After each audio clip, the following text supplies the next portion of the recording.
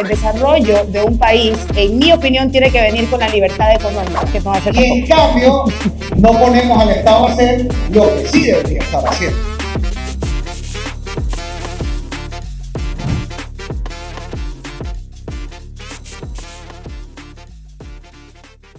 Y siendo las 5:58, quiero darles a todos la bienvenida para esta tercera edición que tenemos del After Office con la CAS, hoy desde Guayaquil, desde la perla del Pacífico, para hablar además con un tema fantástico, interesante, profundo, y es la democracia que hoy tenemos y la democracia que queremos. Y para eso tenemos hoy dos invitados fabulosos. Tenemos a Héctor y a Andrea, así que les pido que lo reciban por favor con un fuerte aplauso.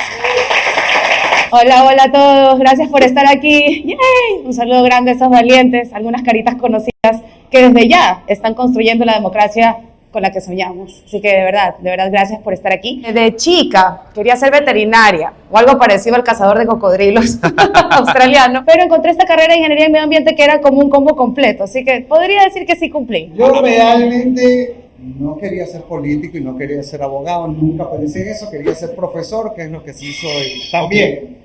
Así que a eso sí le atiné. Para comenzar este After Office no podemos comenzar sin antes brindar, así que quiero invitarles a brindar. Salud.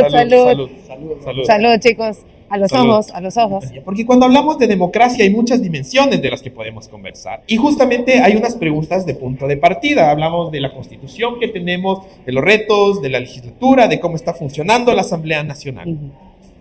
Y han habido muchas reformas, han habido aprobaciones de leyes. En el After Office anterior, que si no lo han visto lo pueden repetir, justamente hablamos sobre las preguntas y el conflicto que existe actualmente entre el Ejecutivo y la Corte Constitucional.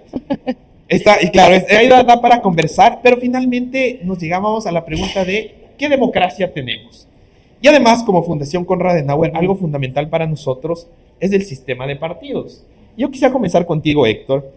Hoy en el Ecuador tenemos un sistema de partidos, ¿hay partidos políticos? No, y no es de ahorita. Yo creo que este es un problema de larga data en el Ecuador. Creo que es parte de la cultura política de nuestro país desde el velasquismo. Yo creo que una de las razones históricas, por lo menos en el Ecuador, es que desde el siglo XX tuvimos a alguien, Velasco Ibarra, con sus virtudes y defectos, que fue 5 veces presidente, de quien no se habla mucho en el Ecuador, pese a que fue de largo la figura política más importante del siglo pasado, que se jactaba de no haberse afiliado a ningún partido, que en cada elección ganaba con coaliciones distintas de partidos. Y yo creo que se hablaba del velasquismo, ¿no? Se hablaba del velasquismo como figura personalista. Así es. Y yo creo que eso dejó una huella muy profunda en el Ecuador. Y hoy lo que tenemos son clubes de fans de una persona, y esto no lo digo como crítica a tal o cual movimiento, por eso aclaro, creo que esto en parte es culpa de las organizaciones y en parte también es culpa de nosotros como electores. Correcto. Que votamos así. Un ejemplo, el correísmo es el correísmo, no es Revolución Ciudadana ni Alianza País. Correcto. Alianza País, cuando se lanzó a las elecciones sin Rafael Correa, sacó el 1% y Moreno era presidente. O sea, ahí no hay nada. El Partido Social Cristiano, partido o es Jaime Nebot en su momento, o Leo Flores Cordero en su momento. Y esto, insisto, no creo que es tanto culpa solo de esas organizaciones, sino de una cultura que tenemos en el país. Creo que la única excepción a eso es una organización con la que yo ideológicamente no comparto, pero hay que reconocer las cosas como son. Pachacuti. Pachacuti creo que es el único partido político de verdad en el país que tiene una militancia en el tiempo más allá del caudillo de turno. Pero yo no votaría por ella. Muy bien, y aquí tal vez voy a saltarme contigo, Andrea, porque voy a tomar la afirmación que nos da Héctor. Él nos ha dicho categóricamente, no hay partidos políticos. Y en medio de esta escena, además, en tu proceso tú corriste de candidatura a la vicepresidencia con binomio con Fernando Villavicencio en este proceso que vivió el país. Y después aterrizas y comienza a escucharse sobre el Partido Verde Liberal, en medio de un sistema que difícilmente se habla de partidos. ¿Tú piensas distinto de Héctor? ¿A qué le apuntas con este proceso? Estoy totalmente de acuerdo con Héctor que no existen partidos que te puedan proponer una ideología. Y esto, en realidad yo pensaba que era la única loca que hablaba de esto. Me gané, creo que una de las mejores caricaturas que me han hecho y se lo agradezco a Bill Matraca, donde decía ni derecha ni izquierda, bailo al son que me toquen, por no clasificarnos como una derecha o como una izquierda como tal. Sorpresa mía, ya de candidata presidencial, me reúno con la Unión Europea, a quienes también debo agradecer que recuperaron mi cuenta de Instagram después del debate, porque nos quedamos prácticamente sin nada. Al final de esta fogosa conversación, había un pobre señor polaco mayor que realmente no había participado mucho en la conversación y tenía cara de estar bastante confundido. Y le dice uno de los españoles, pero bueno, habla algo, tío, has estado callado todo este tiempo, o sea, te opina de algo, ¿no? Y el hombre me dice una de las cosas más brutales que me ha tocado escuchar como política ecuatoriana. Me dice, tú estás en un partido de izquierda, de una persona que normalmente siendo militar sería de un partido de derecha, y tenemos actualmente un gobierno que se autoclasifica de centro izquierda, pero se comporta como derecha. Y decía, sí, somos las aguas del Chavo. Definitivamente somos las aguas del Chavo. Parecemos de Jamaica, somos de limón, pero sabemos a naranja. Y hay que decirlo, y ojo que esta es de la versión de Guayaquil, ¿no?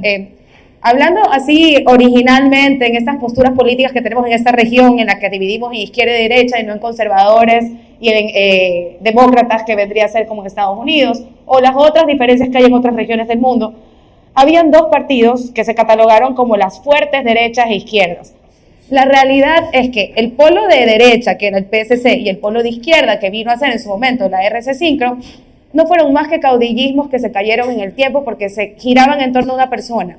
Y como tú bien dices, el correísmo no es el socialismo del siglo XXI, es apoyar al proyecto de Rafael Correa como tal. Entonces sí hace falta, aunque no lo crean, más partidos políticos en este país, a pesar de que sobren los números, porque ninguno representa una ideología de manera concreta o precisa. Hay una oportunidad aquí de que exista hoy esto que nos mencionaba Andrea, de algo a lo gringo tal vez, algo a lo norteamericano, de pensar en demócratas republicanos. ¿Tú ves que ahí hay algo para mutar o necesariamente necesitamos alguna reforma profunda? Yo creo que el problema de partidos no tiene nada que ver con las leyes, sino con una cuestión de cultura política nuestra. O sea, y ahí nos gusta echarle la culpa a los políticos, pero ningún político llega a la asamblea o a la presidencia sin que nosotros votemos. Así es. Sí, por ahí puede haber sus mañas de vez en cuando, pero el 98% es así. Entonces yo creo que esto es un tema de cultura política nuestra. Si queremos cambiar eso, la única forma es cambiar la cultura política del Ecuador, y eso no se va a cambiar con una reforma electoral. ¿Y qué es lo que hacen los actores políticos en una democracia? Cuando yo quiero ganar las elecciones, tengo que acoplarme a la realidad social donde estoy. Entonces, si a la gente no le gusta votar por partido, porque nadie se acuerda ni del número del partido de una elección a otra, sino de las personas, obviamente los candidatos apuntan a eso. Entonces, yo no creo que porque hoy haya correísmo y novoísmo vaya a haber partidos consolidados. Lo que sí creo, dicho eso, es que prefiero que haya dos grandes fuerzas, sean caudillistas, más orgánicas o no, que creo que eso es otro debate, pero prefiero que haya dos grandes fuerzas para que exista más estabilidad en el país. Voy a ir mutando un poco más hacia la Asamblea Nacional con esta conversación y preguntarte hoy, ¿tú consideras que en este sistema de pesos y contrapesos, que es lo que requiere un país para funcionar, hoy el legislativo para ti representa un contrapeso o no? No creo que es un contrapeso. Okay. Definitivamente no es un contrapeso, pero hay que traer a colación el momento también. Venimos de una muerte cruzada. Y esa muerte cruzada es una vergüenza a la democracia del país, y sin embargo algunos asambleístas lo toman como una victoria. Y entiendo que estemos tan exacerbados que tener un alivio de ese que no era un contrapeso, sino un obstáculo para también la democracia, porque en su momento, y a ver, ahora se llama la Asamblea Nacional, pero en su momento el Congreso también puso de rodillas a todos los presidentes cuando quiso. Y también controló un montón de cortes de justicia con algunos los mismos partidos y otros, algunos partidos viejos que ya no están. Entonces realmente el contrapeso viene más del lado de las ideas, no de la agenda política de turno. Porque en el momento en que la política te olvidas que el fin es común, que se supone que estamos buscando todos el mismo objetivo, por ejemplo, seguridad, y empieza a interrumpir la agenda partidista de por medio, es cuando realmente pierdes el criterio y se convierten en dos fuerzas opositoras que al final del día se entienden, buscan los mismos objetivos, pero no pueden encontrar el soporte ni para continuarlos, ni la sostenibilidad que estos requieren. Si tú ves liderazgos nuevos, hay un cambio generacional real, hay un cambio dentro de la política ecuatoriana. ¿Cuál es tu lectura? Yo creo que sí estamos viviendo ese proceso, que como todo en la historia, hay que ver cómo termina. Yo creo también que de las grandes crisis nacen los grandes cambios. Siempre así es en una sociedad, y esos grandes cambios se logran si hay grandes liderazgos también.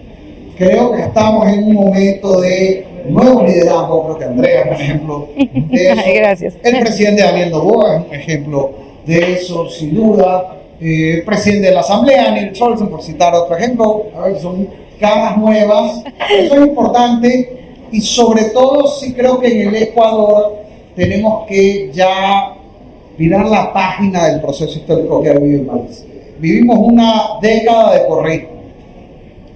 Luego hemos vivido casi otra década entera de anticorreísmo, o sea, casi que el que ha llegado al frente, el candidato de Correa, gana. Yo creo que ya es hora en el país de ir hacia el post-correísmo. O sea, yo creo que el país tiene que salir de esta trampa de votos por el que está, la mitad del país vota por el que dice Correa, la otra mitad vota por el que está en contra de Correa. Creo que hoy hay la oportunidad para mirar la página. Me parece que el gobierno del presidente Noboa, al tener a alguien en el poder que ya representa generacionalmente un post-correico, es más fácil que empuje a todo el país a esa tendencia y que surja dentro de la línea de gobierno, en la oposición, ya figuras nuevas, que se refresque la política del país. Y en esto no estoy hablando solo de juventud, porque también esto es un mito. Con todo respeto, yo todavía no llego a los 40, la primera vez que fui candidato fue a los 26 años, así que no digo esto, tener nada en contra de la juventud, pero a veces caemos en los extremos, ¿no? Lo bueno es ser joven, lo malo es ser viejo, o viceversa. Lo malo es ser muy joven, lo bueno es tener experiencia.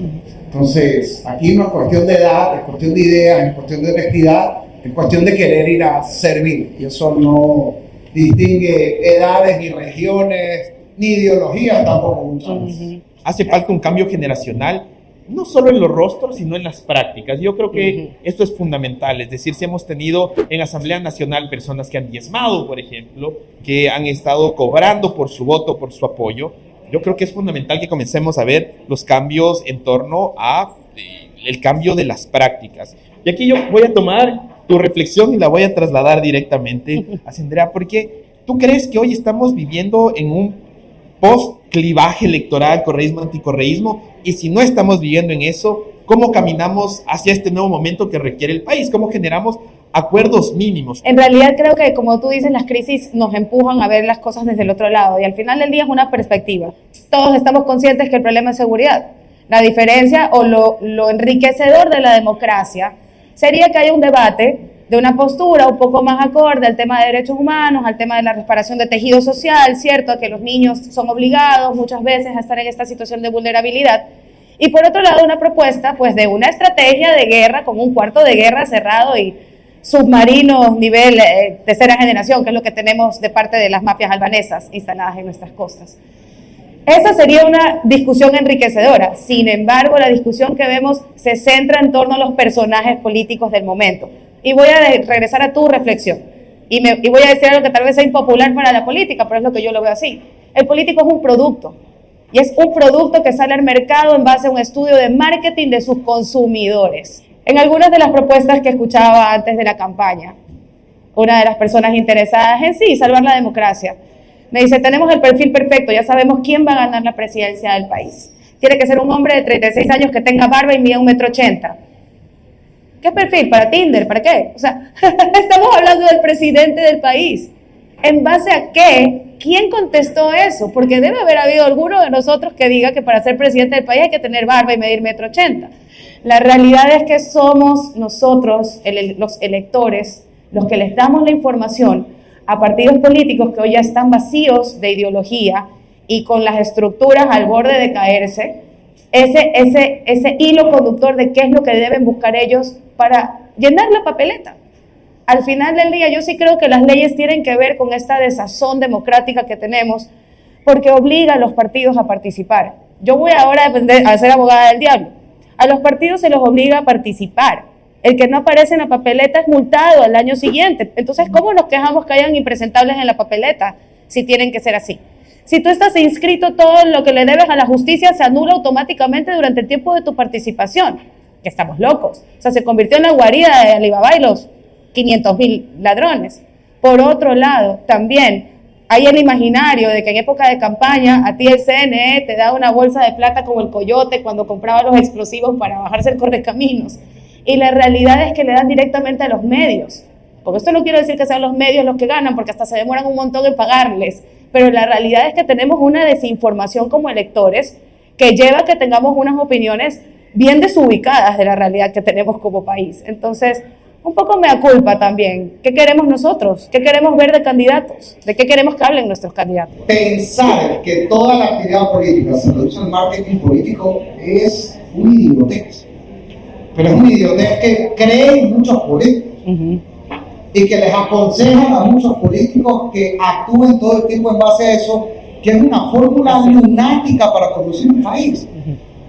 Porque una cosa que tú me digas, bueno, yo necesito ganar una elección, tengo que saber lo que la gente piensa y tengo que saber cómo voy a tener eco en lo que dice la gente, en lo que piensa la gente. Eso se llama democracia. Al que no le guste eso, pues tiene que abogar por una monarquía u otro sistema. Pero es así.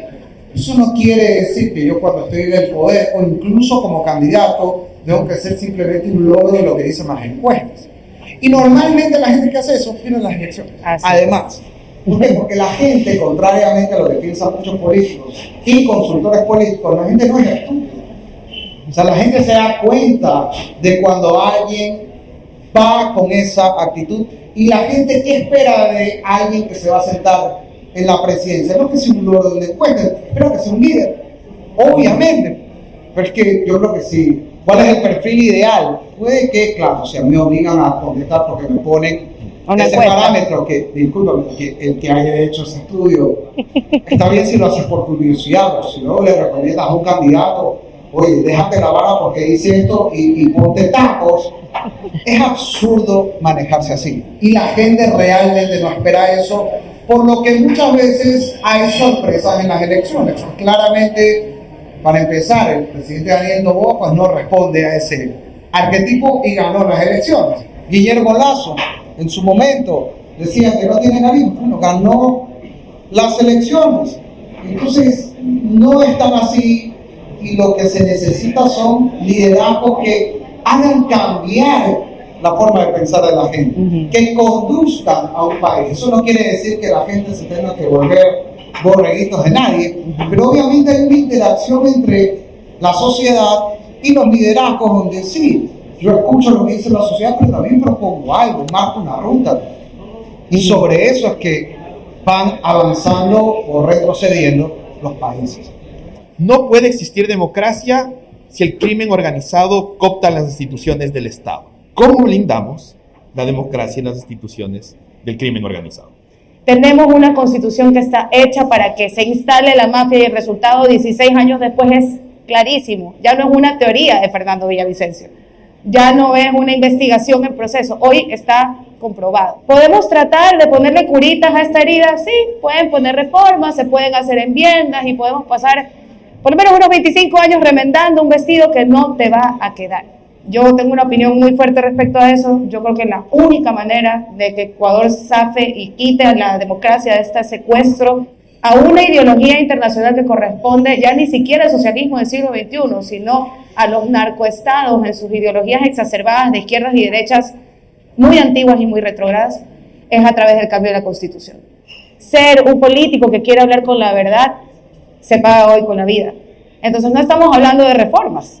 Estamos hablando de un sistema que ellos conocen mejor que ninguno de nosotros. ¿Qué te hizo volver al país? Y esto te lo cuento porque nosotros recorremos el país, hablamos con jóvenes y algo que escuchamos frecuentemente es que se quieren ir. Mucha gente está buscando oportunidad para irse. Y en esta dicotomía, yo quisiera preguntarte, ¿por qué en medio de esta fiebre de querer salir, tú decidiste volver? Sí, yo me revelo a pensar que porque hay gente mala, lo que tratamos de ser buenos, tenemos que irnos. O sea, yo creo que nosotros tenemos derecho a crecer aquí, que nuestros hijos crezcan aquí, a salir adelante aquí, a soñar aquí. Y si nosotros mismos nos vamos, porque hay gente mala, entonces es culpa nuestra de que los malos se queden con el país. La esperanza no significa ser ingenuo ni ser optimista en el sentido de todo va a estar bien, Pero sí implica tampoco ser pesimista y pensar que todo va a estar mal, porque sí, significa creer, estar convencido de que las cosas pueden cambiar si nosotros las cambiamos. A mí me gusta siempre pensarlo así, la historia no está escrita, nosotros escribimos la historia. El lápiz de la historia lo tenemos nosotros. Claro, si tú vas a dejar el lápiz botado, alguien más la va a escribir. Y hoy la quieren escribir los criminales. Pero aquí tenemos que tomar todos una decisión, y sobre todo aquí que hay muchos más jóvenes que nosotros tres. Ustedes tienen que tomar una decisión. ¿Van a dejarle el país a la gente mala porque ustedes van a huir de una pelea, o se van a quedar a sacar el país adelante? Aquí se trata de que nosotros cambiemos también nuestra manera de pensar. ¿Se necesita liderazgo político para eso? Sí. Pero se necesita liderazgo de cada uno de nosotros para decir, yo qué estoy dispuesto a hacer y a sacrificar y a arriesgar para que cambie el Ecuador, para que sea una realidad el derecho que cada uno de nosotros tenemos de formar una familia, tener hijos, o ejercer una profesión, o emprender, o dedicarnos a la política, o al servicio social, o lo que sea que queramos hacer aquí en nuestra vida. El problema realmente es la Constitución como tal, en función de lo que le estoy planteando, porque me dice que el problema es la Constitución de la República, que es una carta hecha para un gobierno, pero hemos tenido 20 constituciones. Nada ha solucionado el problema. ¿Cuál es la solución? La primera, estamos confundiendo dos cosas. El desarrollo de un país, en mi opinión, tiene que venir con la libertad económica. Y si tú tienes una constitución que te tiene agarrada en las manos para no poder que tú crezcas, que te desarrolles, que te quiere idiota, sometido y necesitado de un gran gobierno paternalista, nunca nos vamos a desarrollar. También creo, y esto es un poco más polémico, que los sistemas deben adaptarse a las personas y no al revés. Tenemos esta tendencia de estas fuerzas que les hablaban del comienzo, tal vez algunas que preservan, otras que quieren cambiar, de que cuando un sistema no funciona, querer adaptar a la gente a ese sistema que funcionaba antes, y creo que es completamente antinatura. Sí, Ecuador en promedio cada 10 años ha cambiado de constitución. Este es en realidad uno de los periodos más largos que tenemos con la misma constitución, pero tampoco ha servido mantenerla, porque en realidad lo que ha pasado es que el Estado se ha vuelto obeso. ¿Qué tiene que ver eso con el desarrollo? Mira, Bombita, que fue el general Rodríguez Lara, era muy de derecha porque era militar, y cuando descubren el petróleo el hombre dice algo que para mí viene a ser de lo más socialista, no sé, me dirán ustedes. Vamos a sembrar el petróleo. Señor, denle una java al hombre, excelente, a eso íbamos. Se supone que Ecuador iba a usar sus recursos no renovables para salir y desarrollarse y convertirse en premium de lo que hoy el mundo nos reconoce, no solo el encebollado del bolón, sino también nuestro chocolate y el cacao, que es nativo de aquí, no de México. Besos al restaurante, por si acaso. La realidad es que sí tiene que ver la Carta Magna de un país, porque en este momento la Constitución de Montecristi es un secuestro económico también, que en este momento le dice a un Ministerio de Salud quebrado que tiene que subir el presupuesto, y suena muy bonito todo, parece Alicia en el País de las Maravillas, pero es insostenible financieramente. ¿De dónde saca la plata el gobierno para entonces invertir lo que en esa Carta Magna te obliga a aumentar el presupuesto en educación, en salud? Y todo suena muy maravilloso, pero en la práctica, yo como profesora te lo puedo decir, nuestro sistema de educación está igual o más de colapsado que el de salud, solo que todavía no hemos llegado a ese reportaje. Entonces, sí tiene que ver la Carta Magna. Yo creo que una constitución debe ser lo menos protagonista de la vida democrática y económica de un país. Y eso es darle un montón de responsabilidad a cada uno de ustedes. Pero bueno, he sido profesora de alguno de ustedes y de su edad, así que yo sí confío en ustedes y en esa libertad. Sería el consejo que le daría a los jóvenes como muchos, que quizás queremos ser escuchados por nuestras ideas, por nuestros proyectos, y llegar a esos espacios de candidatura, y que en muchas ocasiones no son escuchados por la cabeza de la organización o del partido político. Realmente la relación que tiene el ecuatoriano promedio con la política es realmente tóxica. Ni tu peor ex era así. No podemos seguir construyendo esta relación tóxica en base a los traumas del pasado, y se lo dice alguien que sufrió la persecución de un gobierno para el cual yo ni siquiera existía en el radar político. Sin embargo, en su momento fui seguida por el CIES del momento por andar emitiendo unos comentarios un poco fuera de tono en el Twitter en el momento, pero era mi activismo político me llevaba mis pulgares por adelante que mi cabeza. Hoy ya a los 38 años te puedo decir que es mucho más medido. No bajen los brazos, cada vez hay más espacio para ustedes. No porque ellos hayan querido, porque les tocó, porque se dieron cuenta que sus perfiles, y tú dices que el marketing político no es todo, pero para ellos sí. Y la única manera de jugar su juego es entendiendo que juegan ellos. Es lo que por lo menos me tocó a mí. Al comienzo ser joven y mujer, ambientalista, peor. 3 doritos después, saquen a una mujer ambientalista de Guayaquil. O sea, tienes que en parte ir manejando ese juego, que parece poco dado a los valores, pero en realidad te habla también de un juego en el que tienes que estar increíblemente con los ojos abiertos. Sea como joven, sea como mujer, sea como activista, te metes a jugar con las grandes ligas. Y debo decirlo para las mujeres aquí, sí, chicas, el mundo de la política sigue siendo un mundo de hombres, pero hay hombres maravillosos dentro de ese mundo que están dispuestos también a darnos nuestros espacios. Yo tuve una experiencia increíble con mi binomio y fue algo que realmente marcó esas ganas de llegar a un debate presidencial contra viento y marea, porque yo les prometo que nadie de la clase política quería verme en ese debate presidencial. Gracias por tu pregunta. A nivel de la academia, si se están realizando o hay interés en realizar esfuerzos para generar más espacio como el que puedan llegar a integrar a más personas fuera del círculo interno de lo que es la política, abogados, politólogos, personas de ámbito un poco más íntimo que puedan llegar a aportar condiciones relevantes para generar democracia real. Sí, seremos. Aquí en cualquier parte del mundo, si convocas a hablar sobre la democracia, no vas a llenar el mercado. O sea, esa es la realidad. Siempre hay una minoría politizada en una sociedad y está bien porque la mayoría de la gente pues está en otros temas del día a día y así mismo es, hay que aprender a jugar con eso. Y ahora, dicho eso, también es verdad lo que dices, que falta espacios, falta formación y falta discusión. Y justamente ahí yo estoy en la Universidad Espíritu Santo y lo que hice precisamente luego de estar en la asamblea, que estuve hasta el 2021, no me lancé a la reelección, entré a la UES para fundar una escuela de gobierno, porque lo que me di cuenta estando en la asamblea es que necesitamos perfiles para asesores en temas técnicos, políticas públicas, finanzas públicas, comunicación, que por cierto, para aclarar, el marketing político es súper importante, no quería... Era para discutirte algo, pues ya. No, pero es importante, pero el lado queda la duda, es súper importante como una herramienta. Y creamos una carrera de ciencias políticas y relaciones internacionales. Lo primero que pensamos es, chuta, bueno, vamos a hacer labor social con esto porque vamos a salir con los números en contra. Quiero agradecer a Carlos Ortega, sobre todo, que la verdad el hijo de esto se necesita, más allá de que la carrera pues, sea un boom o no, pero ha superado todas nuestras expectativas.